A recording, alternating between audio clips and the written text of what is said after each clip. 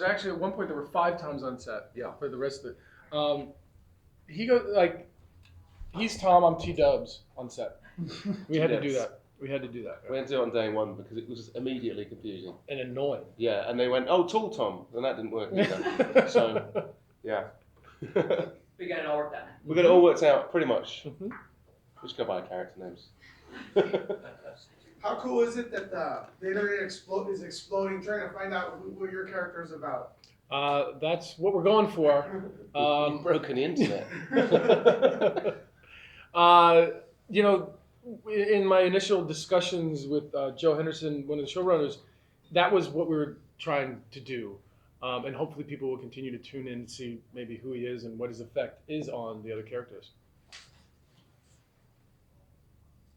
Cool. Thanks, everybody. It's been emotional. For you got, for let's say wings. Yes. So You want to say that? Okay, so CGI or is it props or mix? They are mainly CGI, but when we're shooting, there's either nothing there or we have sometimes these 2-dimensional cardboard cutout wings, which are used as a kind of visual reference for our post-production team, and they're quite funny to have on set because they're just like these flat wings, and someone just has to like stand up and pop them behind me. Yeah, because the wingspan is huge. So I'm related to a condor. I don't know if you know that. The ornithological joke. I like it. So covering this show, I tell people, hey, I'm going to go to Lucifer. How do people react to that? I know you've been on there for a long time, but when you talk to your friends, like, I'm here for Lucifer, and it's like, is it funny, like, you're here for the devil? It is quite weird. I mean, when I always remember in season 1 when the show had just come out, and we were shooting in Vancouver at the time, and I remember coming back through customs at the airport, and I was about to go to the TSA guy with my passport, and there was a line of people behind me, and he just looked up and he went, "Oh my God, you're Lucifer!" I looked at the people behind me and I was like, "I'm not." Just clarify that. But it is quite a funny thing to happen, for sure. Yeah. For me, I've been enjoying like speaking to people that either I meet or people. Oh, what are you doing now? And I'm like, oh well, I'm on Lucifer, and it's fun to see people go, oh my God, like I love that show, and there's a lot of fans out there. Yeah. It's fun. Yeah. Yes, there's a lot of fans. I found that out by putting up those photos from the other day. Oh, really? Yes, someone actually sent me a song. They sent you a song? A song. A passage from the Bible. Oh, a psalm. I'm so sorry. Which psalm did they send you? I forgot. That's somebody you definitely want to reply to. No. Like you want to start a dialogue. Were they happy about it, or were they kind of going, "I can't believe you just spent time with those horrendous people. No, Here's a psalm to ease your soul." No? Okay. Well, to that point, do I... To that point of you being horrendous people. No, on that note, to the psalm situation, have you gotten any backlash for the subject matter? I know it's a comic book, but some people just are recreationally outraged now. There was I love that phrase, recreationally outraged. I love that. There was a mild furore when we first started the show, and it was. I don't want to say amusing because that sounds like I'm patronising. I'm trying not to be, but people made noise about the show before they'd seen it, and to me, I just think that sort of says a lot more about them than it does about the show. And then since the show's been out, people have quietened up because they realise that it's not what they thought it was.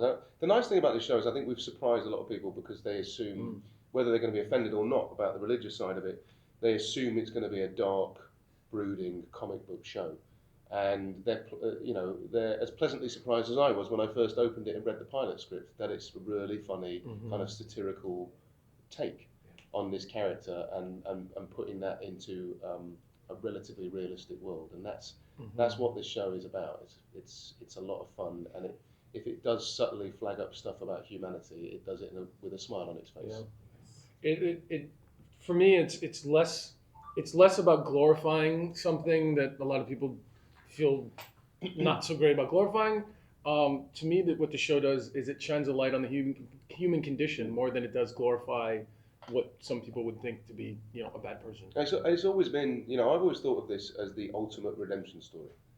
And if people find it hard to believe that no one deserves redemption, then again, that's like more of a problem with those people than I do about the story we're telling, because I think, it's worthwhile telling that. The most irredeemable character in history on a path to redemption. Why not tell that story? Hear that? So you're back in the City of Angels, California dreaming. Woohoo! How are you enjoying that? Being local, not having to travel up to Canada and have to run into TSA with us. I mean, Have you ever been? Sorry, go on. This is a sidebar. I'm thinking like, maybe you're running late for a plane. And they're like, now boarding, Lucifer. We're waiting for one person. Mr. Morningstar at gate 27. There you go. Yeah.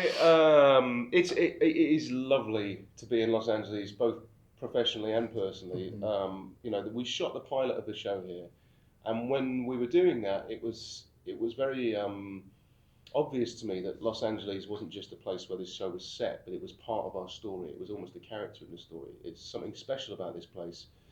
People come to reinvent themselves, and that's pretty much what Lucifer's MO was when he started. Well, and when I saw the pilot, there was really something cool about when you see Lucifer walking down Hollywood down the boulevard. Yeah. It's like, that's cool. Like, who doesn't want to see that? And there's something It's about fun. Los Angeles. Not a lot of people haven't been to Los Angeles, but they assume they know something about it. And so being able to sort of shoot a scene where in the background of one of our characters there's the Hollywood sign, and then in the background there's the Greek observatory. You're sort of checking these places that people want to see. And the beach. And the Like, beach. literally. We do a lot of shooting down at the beach because it's we want to showcase LA as well. And so being able to embrace that this year has been great and good for the show. Well, having seen the pilot, were you looking for an opportunity to get on the show? That's funny. Stop calling me for 3 years.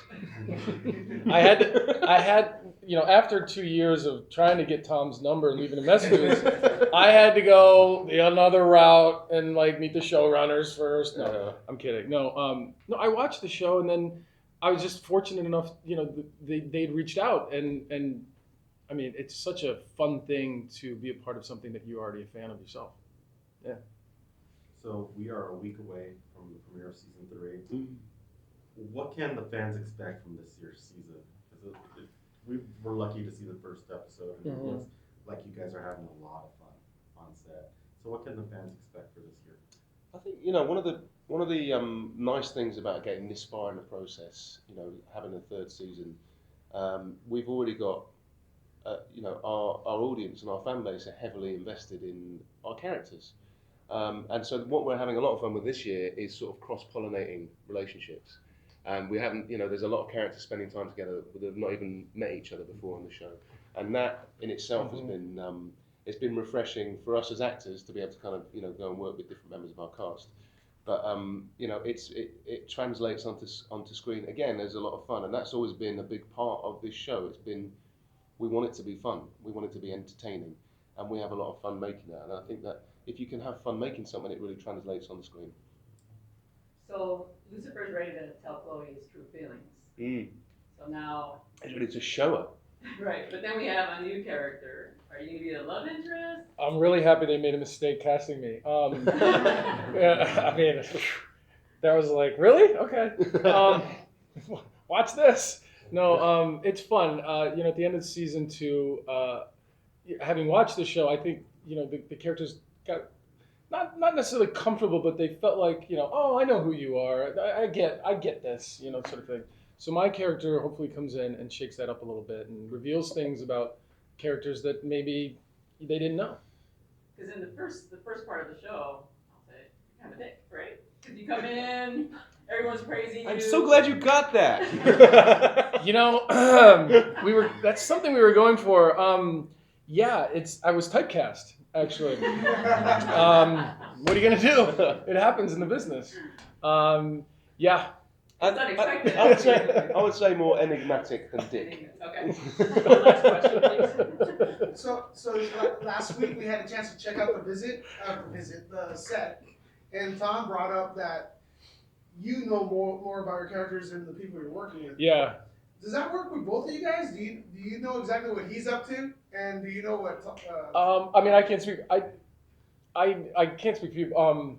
I know that there's a lot of people who don't know exactly where I'm going. I mean, I have an idea by talking to showrunners, but there's something where too much information sometimes is finding things out about characters is like fun in a scene. Yeah, exactly. I mean, it's we were joking about it the other day, but there's Mike Leigh, who's a famous British filmmaker who works in a way where That's it. you work basically from improvisation, but part of the key to his work is that the actors in the movie don't know what the other actors do. Yeah. And so you find it out as you would in real life. Mm-hmm. You are surprised, and there are things you don't know about people, and that creates quite a truthful storytelling process. So I think not knowing too much is really helpful in that. Like even I think it was like the first episode with Amy when I first met Amy. She's like, oh, great work, and she's like, I'm like, what are you doing? Like, what's your character? And I was like, can't tell Which you. is classic Garcia, by the way. Yeah. She needs Can't to know tell you. everything. Yeah, exactly. Just wanted to thank you also for going on Michael's show. There was a lot of great insights. Yeah. The thing about working with Michael for so long is he's got like dirt on me. that was a blackmail thing. He was like, "Come on the show, dude." And I'm like, "I'm not doing." I was like, "All right." The photos. Yeah, exactly. Exactly. All right, thanks a lot, guys. Thanks, guys. Thank you. Thank you so much.